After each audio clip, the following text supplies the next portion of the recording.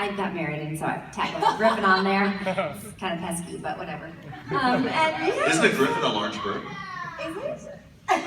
Oh yeah, it is. Because I tried Googling my new name to like see all the fun things people write about me, like you're a bag of diarrhea. It's true. Somebody called me that. It was my favorite insult ever. I love it. I held on to it forever. I Actually, held on to it like a bag of diarrhea. I love the website. You're a bag of diarrhea. But now when I Google myself, I just see these big gray, lions with wings. But yeah. Okay, cool. Yeah, not bad. My name is Janet Varney. As everyone knows, Varney is a mermaid. A Varney is a mystical creature wearing sunglasses, 80s style sunglasses. Yeah, I guess that's about it. What's your I always last thought name? Varney was one of those antibacterial hand wipes. Like, oh, please, before you touch that bag of diarrhea, use it Varney. Really, you sanitize to touch a bag of diarrhea? That seems weird. Yeah. Shake hands. Yeah. I'm Christopher Sabat, and a Sabat is also a mythical creature that you can wipe your face with as well. And also remember to keep the Sabbath holy. Yes. Most holy. I do a lot of stuff in anime. I have a studio in Dallas called Okratron 5000. We make voices for video games and stuff, and I'm happy to be here. Thank you. Fancy water. I got this as the airport here is by far my favorite airport. Like, there's one grocery store in the airport. It's like some little market. I wish that was on the corner where I could get all the stuff in there. They're the best. Anyway. The name of that water is called Hint. I just feel like if somebody had bad breath, you could just hand it to them. Just be like, Steve, I say I don't want to tell you exactly what, but just have some water. So what was, quick question for me, what was like your favorite role and why so far that you've done, and what is something that you would maybe like to work on in the future for a project, or something that you've always wanted to work on? Anybody can answer. Vegeta, I always say, is my favorite character because he's the character I played the longest. He was the first character I ever got, and I'm still playing that character, so it's one of those things it never, I feel like it should get old, but it really doesn't. We're finally starting after, imagine working on the same thing over and over and over and over again. Every time you did it, it was the same exact story. Like every time we dubbed it, we were dubbing the same story. Every time we made a video game, they would tell the same story. And then over the last few years, there's been new content, and it's been really cool because we're getting to work with all the actors, and we already know the characters so well because we've been idling in this long, like, repetitive cycle in Groundhog Day, and then we've become really good at what we do. And so now, it's become a real fun challenge to voice him the way he should be now. So he's my favorite character. Other favorite characters I voiced is, there's a guy named Garterbelt in Panty and Stocking. Yeah, he was nice. I never got to do a black snake before I got to do that show. So that was amazing. And let's see, and then Yamcha, of course, is the best character in the whole series. Awesome. Anybody else? I don't do a ton of voiceover, so Korra is definitely my favorite character. Yeah, I mean, that's tough to beat, and that's one of the first jobs I got, so when I got it, I was like, uh-oh, now I don't care or want any other jobs, because Gray will get all of the ones I would want, and deservedly. So that's that. She's a really great character to play. It was very challenging for me as an actor, and getting come in and work with that cast and with Reich every day was, I shouldn't say every day, it's not like we did it every day 365 days a year, but I would have. Was just a pleasure. But then typically I do on-camera stuff, so I'm excited because I'm going to be doing the show on IFC that premieres on Halloween, where I play a sheriff, an ass-kicking sheriff who battles demons. So that's going to be fun. So it's the International Fudge Channel? Is that what it is? The International Fudge Channel is what IFC stands for. I thought it was an independent film channel, but I was wrong. We've all been. It is. I think it is. It's definitely not International Fudge Channel. Darn it. 100% guaranteed it's not that. It might be any number of other things. I love jeepers, I really love playing Daphne because I've been playing her for almost 20 years now, and she's kind of changed over the years. She's become a lot more snarky and kind of jokey and has a beard and a puppet now, so I think a lot more of me is kind of snuck in there. I've always wanted to play. I've always wanted to play Snow White. Did you wash your hands? Oh, I do the voice for little girls all the time. But I'm not the one who does Snow White, though. Some other girl does it. And I don't want to be that annoying actress that does the voice that person does, like, in front of them. Like, I could do your job. Don't do it. I could do it for less money. Anyway, so no, I've always wanted. I love Snow White. I used to play Snow White at parties when I was in college, and I didn't know enough about the movie to. The kids would know everything. You know, kids, they just know everything about everything, and they were like, "Where do you live now?" And I'm like, I live in a cottage in the forest. and they're like, But didn't you marry the prince and didn't you take care of the cat? I'm like, oh, well, you know, when the prince bothers me a little bit, you know. Every relationship needs a break sometimes. We get you a job as one of the princesses at Disneyland. People are going to be traumatized. Snow White said she was in love with Grumpy. I don't understand. My childhood. I played Emily Elizabeth and Clifford when you guys were all little. You know, Emily Elizabeth talks a lot like this. Clifford! and yeah, you should feel small for a second. But somebody trick-or-treated, this little boy was trick-or-treating as Clifford, you know, and his mom was standing at the end of our driveway, which is a little bit far away, and I was like, I'm Emily Elizabeth and you're Clifford. and he just didn't know what to think, and he was like, oh, he started screaming. His mom was so mad because she didn't know exactly what happened because we were really far away, and she was like, what did you do? What did you say to him? What? And I was like, I'm Emily. I'm like trying to, and she just like walked away. Well, that's why they call it trick or treat. I didn't know. Have you ever made any prank calls to somebody using one of your voices before, or just a random voice when you were either younger or something? I'm just curious. I made prank calls when I was younger, for sure. What was do you have one story that you remember off the top of your Well, head? this is not going to mean anything to most of you unless you know who Gary Shandling is, and now he's passed away, so it's not as. But he's from Tucson, Arizona, and that's where I'm from. He had the show called the Larry Sanders Show, and the Gary Shandling Show, and a friend of mine and I found out that he was from Tucson, and we were so starstruck and excited that we like looked up in the phone book and somehow found out that his mom still lived there. So it's not like a prank call, but it was we did like three-way call his mom, like with no plan. You know what I mean? There was never I had no plan ever for anything, and so when she answered, she was like, "Hello." We were like, "Is Gary there?" And she's like, "No, he's actually out of town at the moment. Can I take a message?" And we're like, "Ah!" So that's how like dastardly I am. I can't. See, we are a little older than you guys. It's just a touch. Just a Just a year. decade or They so. are. I'm not. And, but one thing we had, see, we didn't have the internet, which kind of sucks, but the one thing we did have is the ability to call people without them knowing who you were. Like, they didn't have caller identification back then at the start, so you could literally call anyone you wanted, and they never would know who it was. So I prank called constantly. That was pretty much my hobby when I was starting. And then I found out that a friend of mine, his dad had a home business and had, get this, a phone that could make three-way calls. Whoa! Right? So Everybody loves the three-way. It was it was my first three ways. Did Snow White say that? It was a lot different than your three-way. Well, it's more of an 8-way though. That's right. That's right. So what I would do is I would call two people in my high school that hated one another. And I would call one of them on one line, immediately call one of them on the other line, and just connect them together and then stay silent. That is gorgeous and evil. Watch the danger that would ensue. Yeah. I totally broke up marriages. I know I did because I do the Catwoman voice. I played Catwoman on Arkham City and meow. Anyway, I've been doing that voice since I was maybe 8 or 9 years old, which is kind of upsetting when you think about it. I was There's all something alone. wrong with her. I was a latchkey kid, which now you get arrested. Your parents would get arrested for. But I would wear my little key around my neck on a shoelace, and I'd go home at 8 years old and just let myself in and just do whatever the heck I wanted to, and it was destroy lives. I had no idea what I was doing. But I was like, I'm bored. I know what I'll do. I'll look at the phone book for Mr. and Mrs. Dan Smith, and then I'll just call up and ask for Dan. So it was like an afternoon. So I was like, hi, is Dan there? And later be like, no, who's this? And I was like, I'm just a friend of his. Oh my God.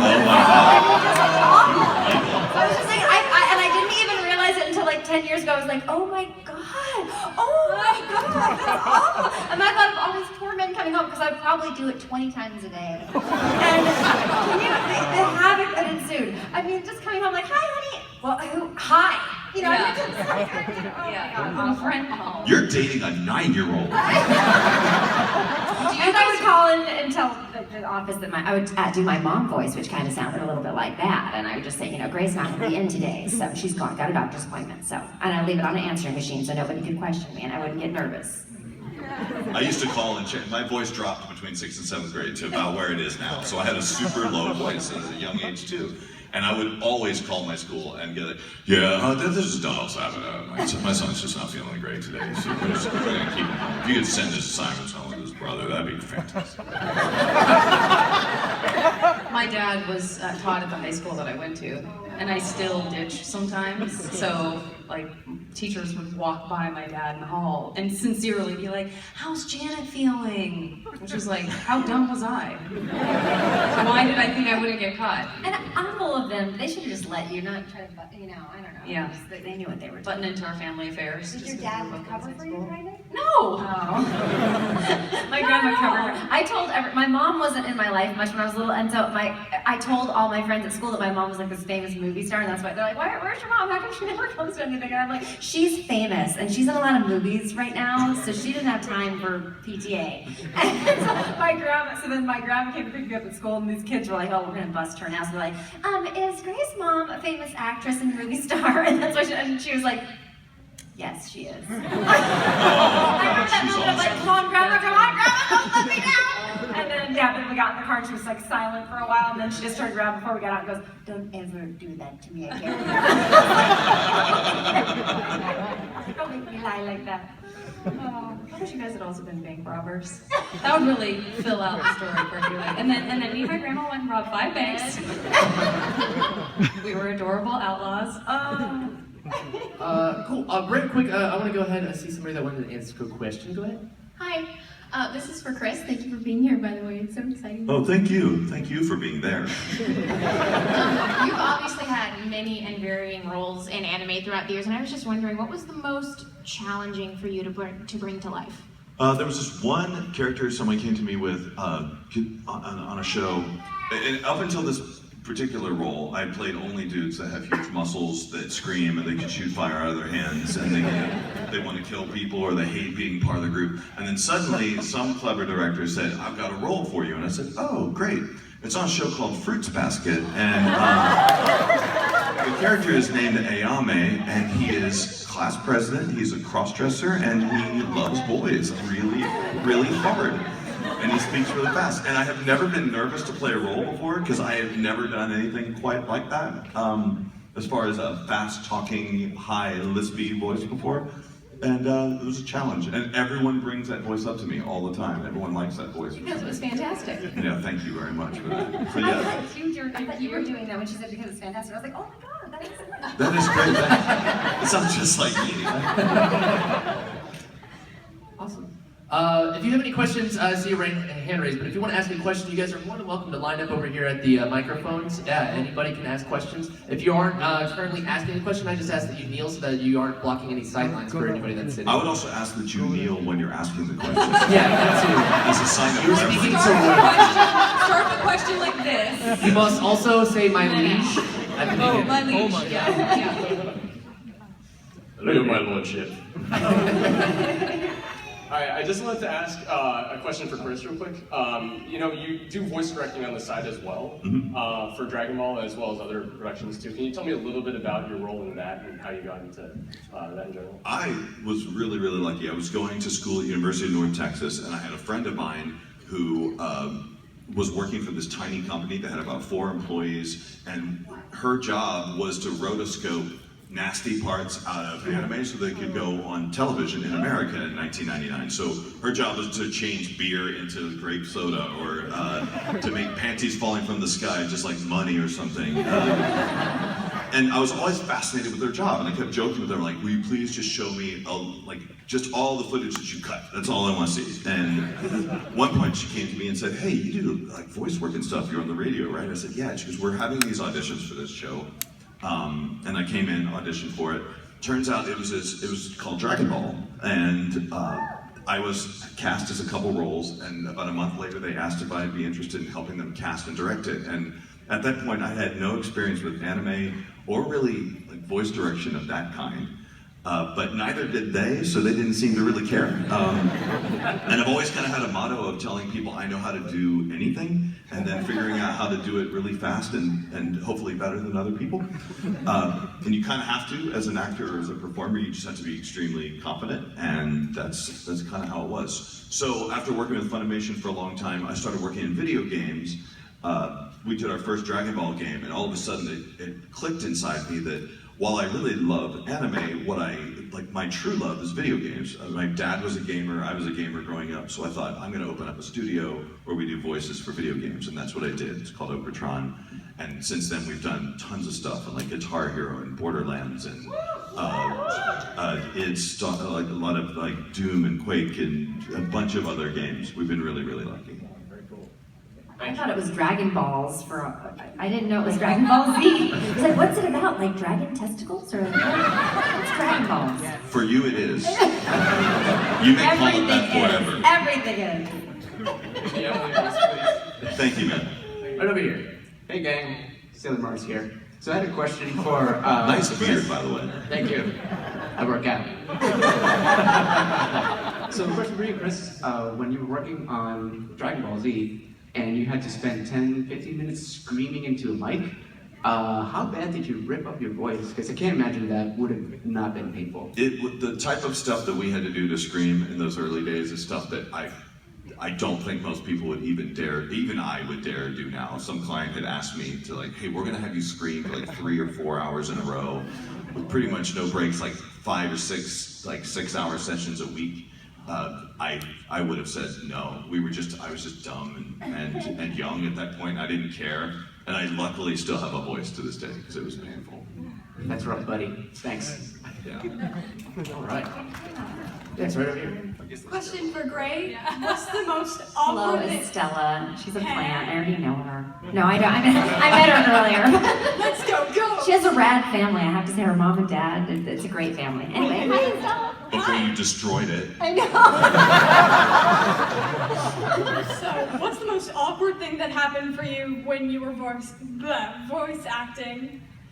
Well, speaking of doing an African American voice, there was this one show that had like no budget, and I played like 2 kids, the grandma, the mom, the white mom, and the black mom. And I was having a great time doing the black mom. I was like, well, I don't know, she was like a big, heavy woman. She talked kind of like that. You know, I was getting really into it. And then I saw the man that was playing my husband, the black actor in the back, like on the other side of the glass, and I just kind of like, and they were like, Gray, it's not sounding, you're kind of, and I was like, is it not? And they're like, no, it was like sassier before, now you're kind of, I don't know. And I was like, yeah, I don't know what I was doing. You know? I was just like inside, like, oh, I'm so sorry, they have no budget, that's the only reason. Yeah, because he came in and he was like, oh no, I heard everything, just go ahead and do it. And I was like, I'm sorry, it's just there's no budget.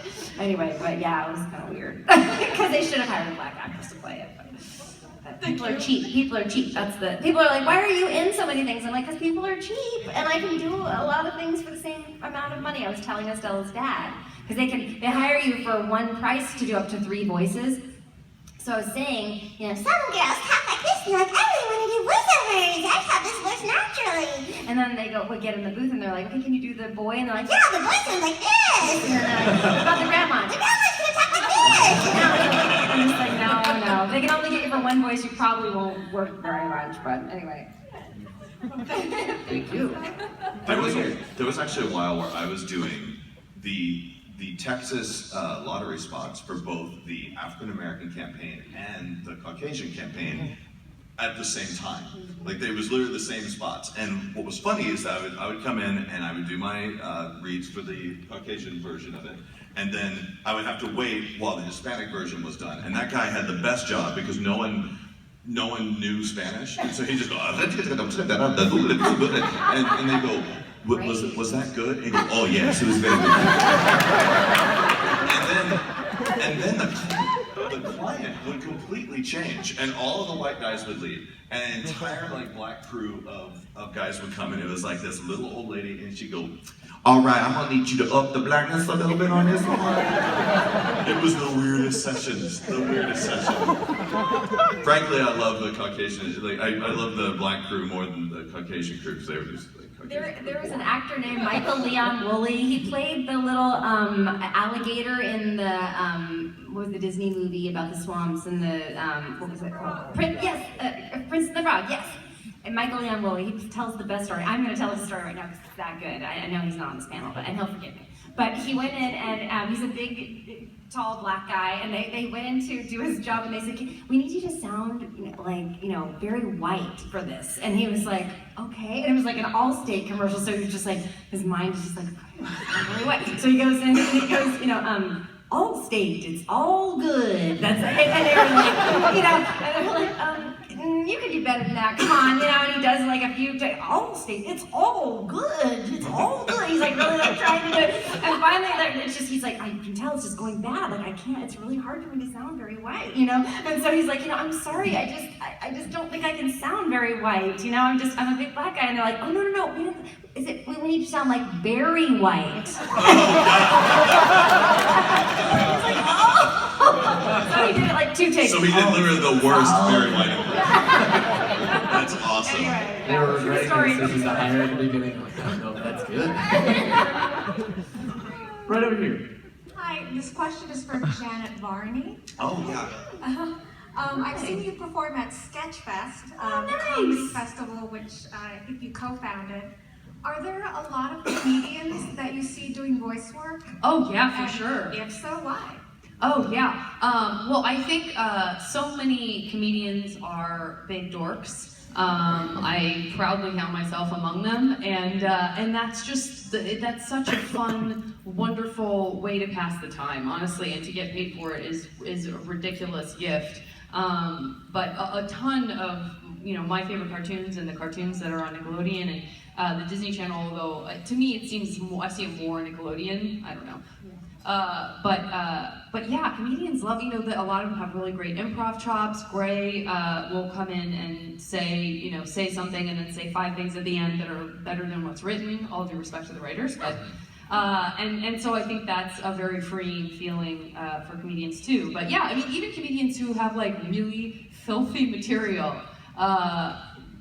still want to play a chicken. On a barn, like at a barn on a farm, and so yeah, so I think it's a really common thing, and so we do a lot of stuff at Sketchfest that has that kind of crossover. We'll do an Animaniacs thing, or we'll do a Futurama reunion, and we kind of keep cycling through. We did what did we do last week? We did an Adventure Time panel. We're gonna do a Dragon Ball panel. It might be a little more than a panel. It'll be like a performance. It'll be sort of a super panel. A super panel. A Sketchfest takeover. That's right. Yeah. So yeah, I keep your eyes open. For those of you who don't know about Sketchfest, if you're more into the animation stuff, there's a real crossover there, and a bunch of people that do those shows come and do Sketchfest. Like for example, Phil Lamar, who is fantastic, is in a show called The Black Version. And that is a bunch of fantastic actors. A bunch of other people too are in it, like Gary Anthony Williams, who's also a great voice actor. And they're an improv group, so you see them, everything they do is improvised. They sing songs that are improvised, and an audience member will give them a movie, and they will do the black version of it. It's all black actors. So I've seen them do like Titanic, Basic Instinct. They are like the funniest group I've ever seen. It's a great show. So there's a lot of stuff like that too, where you get to see people out of context the way you know them, and see them in a totally different context being hilarious also. Thank you. Thank you. When is Sketchfest happening? It's January 12th through 29th. It's 3 weekends and basically every day in between. Nice. Yeah, it's just sfsketchfest.com. Awesome. Yeah. I like that. Do we have somebody over here? Yes. All right, this one's for Chris. Mm-hmm. A couple questions about Okay. Vegeta primarily.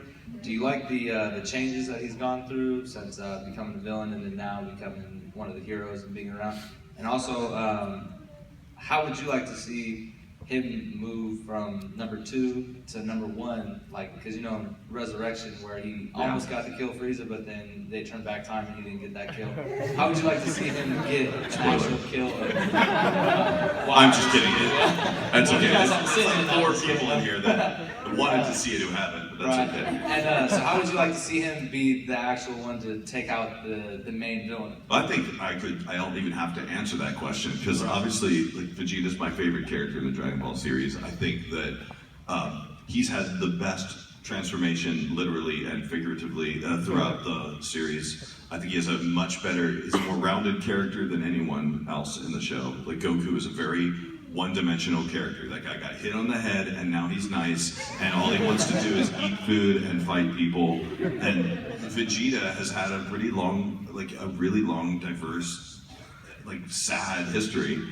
But it seems he went from villain to guy everyone makes fun of now, and I think Akira Toriyama loves to poke fun at him. I think he just finds him, I almost feel like if Vegeta ever does become number 1, the show will be over. Like, the minute he does, they're just gonna say, all right, and they're gonna roll the credits, and it's all gonna be done. But I would love, I did not like the ending of Resurrection F, frankly. I think Vegeta should have insisted on another do-over, so that it was only 1 second long, and then he blasted, and then the show's over. That's what I would have done. Perfect, thank you. Sure. Thank you. Great ending. Right over here. Hi, my question is for Gray. I love your dress. I was looking at it when I was in the audience. It's so beautiful. Thank you. I'm trying to look like you. That's the right answer. I think that we should make it like you give me the dress, and then Okay. You're my absolute hero and everything I aspire to be. Picked a good one. Seriously. So I was wondering, as you know, a young person who wants to be in voiceover, what do you think are some good steps to take that you have taken or successful people have taken to achieve that goal? Well, I did theater from the time I was like a really little girl. Like, I was always the little girl in the adult cast. Like, I was in Wait Until Dark. Does anybody know what that? Anyway, I threw a bunch of silverware. It was a fun part because I got to throw silverware at a blind girl. Anyway, I was always playing the villain. And so get involved in as much theater as you can, because I feel like that's the closest thing to voiceover, because I had gotten a degree in theater from PCPA Theater Fest in Central California, and then when I moved to, there's a few, I think my friend, Belinda, my friend who I went to college with, we met up on Thursday night.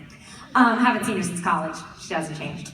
But anyway, yeah. So and then when I moved to LA, I was playing all these 20-year-old girl. I did a few little on-camera things, and I was like, this is boring. I don't want to be the 20-year-old girl. I want to do the, play the tree and the old lady and the kid and the dragon balls. So then I found out about cartoons. I was like, this is perfect. This is what I've been training to do. So really, I had developed so many crazy characters in theater that by the time I started doing voiceover, all I needed to do was just like mic technique, like how not to get too close or too far away from the mic, and it was like one class, and then I was like, okay, I'm ready. So do as much theater as you can, and then D. Bradley Baker has a website called iwanttobeavoiceactor.com that has a lot of great information about voice acting and steps to take, and also you should probably move to, I guess, either Austin, even though I don't want you to do non-union work. Dallas.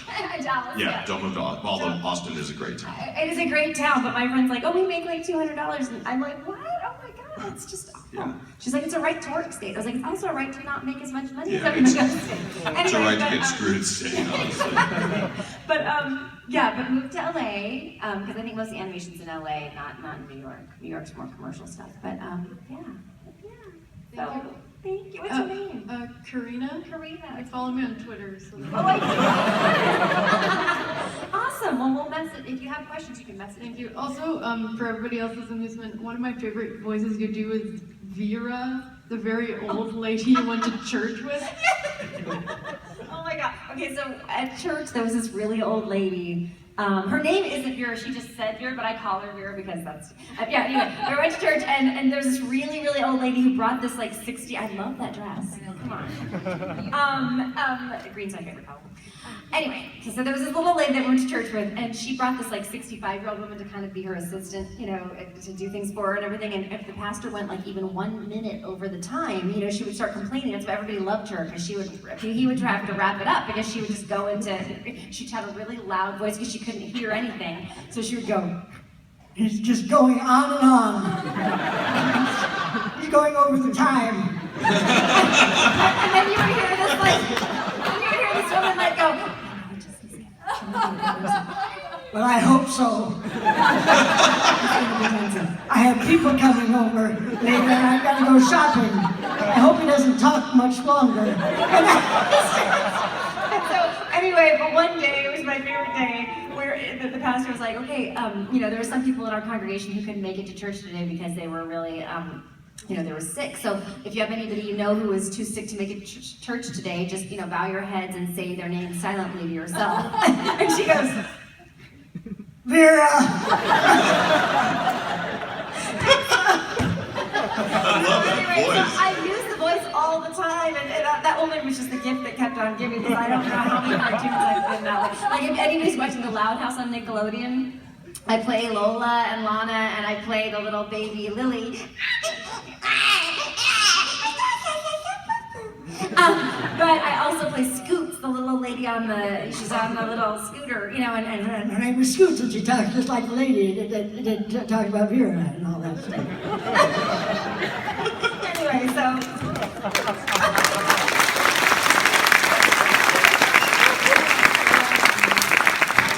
I clapped myself. I was like, Right over here. All right, my name is Julian from Sacramento, California, and this question is for Janet Varney. I actually have two. They shouldn't take too long, though. First and foremost, what was it about Cora as a character and her personality and style that you resonated most with? And second, who was your favorite villain in Legend of Korra and why? Oh yeah, well that's tough, man. Mike and Brian really know how to create villains. My favorite, so many of my favorite characters that they've created have been the bad guys. And also because they're complicated, right? They're not just, it's not just good or bad. It's, wow, I kind of sort of see what Amon's saying. I'm not saying he's right, but it's you're Amon? Possible to see, you know, it's possible to see what he's getting at. And, you know, there's certain parts of it, like, well, that really would be hard to be in a world where you don't have powers and somebody else can take advantage and all that kind of stuff. So you can sort of see that slippery slope. And I think they're so great at creating those complex stories. He was definitely one of my favorites. And Kuvira, I think, was amazing, and Zelda Williams just did amazing. Kuvira! And initially, you know, when I didn't really know much about Korra other than what they kind of told me when I started the auditioning process, I wish I could be like, oh, I relate to this new avatar because she's just fierce and powerful and is gonna heal the world. But I was like, oh, she's bossy and she protects herself with humor and anger. She's afraid to ask for help. So those were things that I thought, well, listen, if this is going to be the hero, I can really get on board for that. Because again, it's that Mike and Brian magic, right? They create characters who are not perfect. There's a vulnerability there. Exactly, that vulnerability, and does that mean you get frustrated with them? For sure. But that makes the journey, I think, more rich, and so I feel so lucky that I got to be a part of their storytelling, because I just think they're geniuses. I think that's two. Yeah, so yeah. I know they wish they could do more fun. They could do some of other stuff. They're writing and they're teaching, and in Brian's case, skateboarding. But yeah, Julian, thank you so much. Thank you, Janet. Right over here. Hi, this is pretty great. Do you have a favorite moment on Fairly Odd Parents? Well, Vicky's just so fun to do because, you know, it's kind of like a release of energy. Because I'm like a pretty nice person, I feel like I just push down my anger all day long. So then when I get to go do voices, I can just like, Get a chainsaw and cut people up and threaten them. And then how do you feel when they call you Icky Vicky? Well, I am a little icky and I'm proud of it. Mark Chang doesn't mind. He loves me. Thank you. I was gonna say also about the villains on Cora. I played Ming-Hua, the waterbending one, and I didn't know that she didn't have arms until later. I didn't realize she didn't have arms. I was like, oh, they're so great. Like you were saying, they were just amazing, right? They should do cons. People are always asking me, can you get them to come to a con? I'm like, no, I can't. Can't get Frank Welker or them. Anyway. We are hitting the last 8 minutes of the panel, so I want to try and blast through as many questions as we can so that everybody can get a fair chance. So we're going to go right over here. Hello, my name is Louis Brown, and I'm asking 2 questions for Chris Sabat. Yep. How many voices did you play when you did the Super Saiyan God? And were you in the Dragon Ball Z movie? Yes, I was in the Dragon Ball Z movie. And how many voices did I play when I was in the Super Saiyan God? I'm not sure I know the answer to that. Like, I'm not actually. I played Vegeta and Piccolo, Yamcha, Mr. Popo, Kami, all the dragons, Gaz, Biz, Coon, Jace, Burner, Zarbon. Uh-oh, somebody's prompting him. Dragon Ball Z movie. Dragon Ball Z God. Battle of Gods. I played Vegeta and Piccolo and Yamcha, Mr.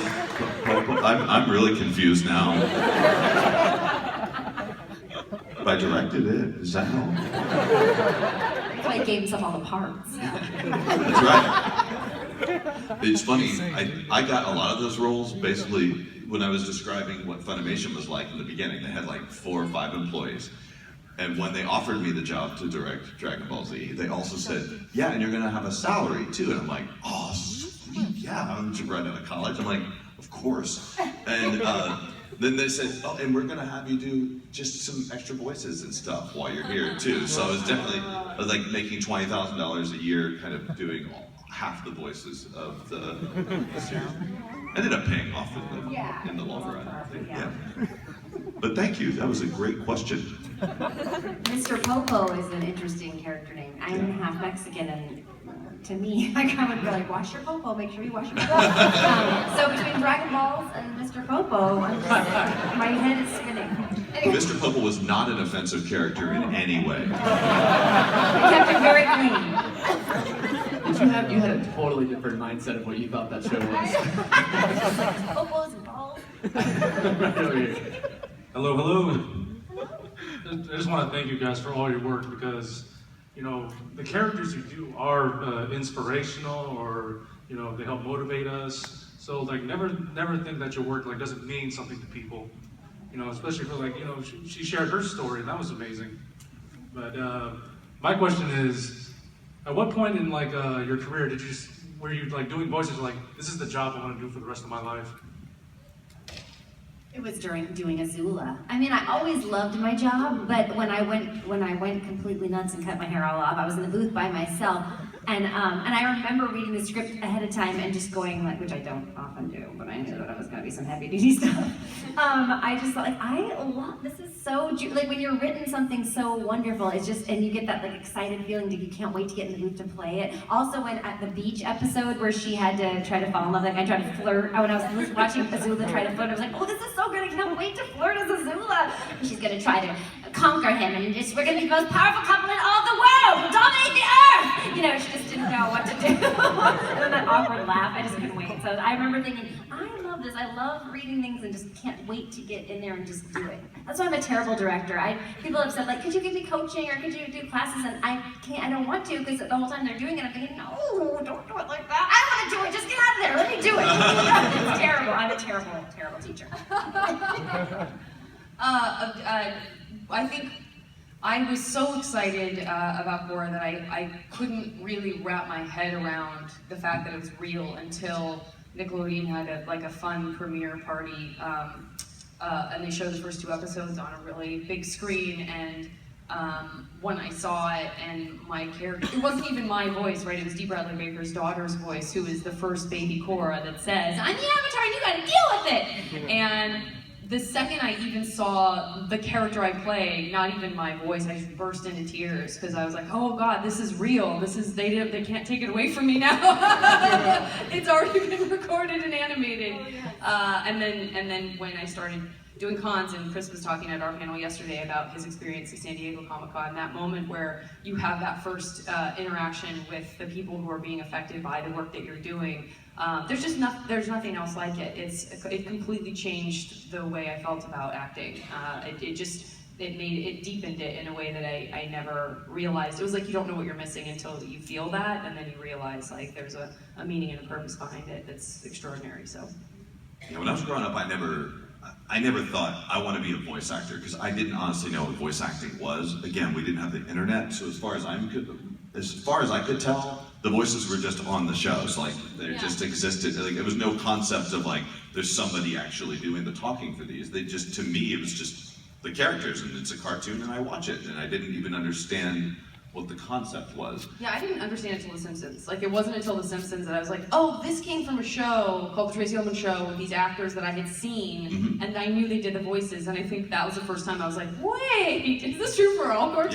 Yeah, I talked about Tracy Ullman yesterday when I did my panel. I was like, I remember going, oh, they like, yeah, okay. Yeah. So for me, it wasn't necessarily a moment where I don't even think I ever got to the point where I was like, I want to do this for the rest of my life. I was more amazed when I finally got to the point where I could say, I think I'm going to do this for the rest of my life. I mean, that's like an awesome feeling when you finally get to the point where you're established enough to realize, I can actually do this. Like, this is something I'm capable of. So it's still amazing to me that I still get to do this, and I'm very, there's a lot of times where you kind of get into what you're doing. It's like anything else that you're doing.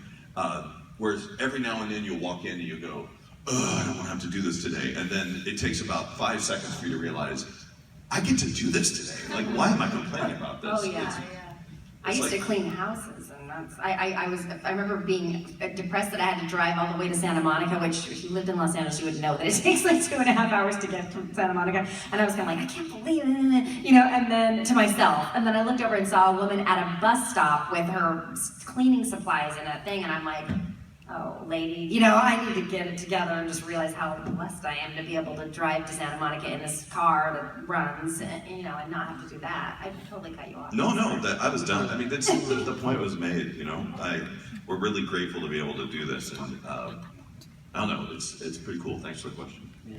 Unfortunately, we are out of time. If you can have a real quick question, I can give you just about 30 seconds. Okay, yeah. My question, it's just for all of you.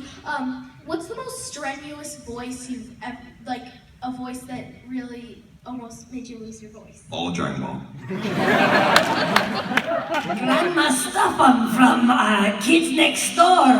Eat, children, eat! Must eat the food! I had to like sing like that and talk like that all day, and I could not talk. And the director sent me flowers because he felt so bad. And just like, thanks for the blood on the mic. You know?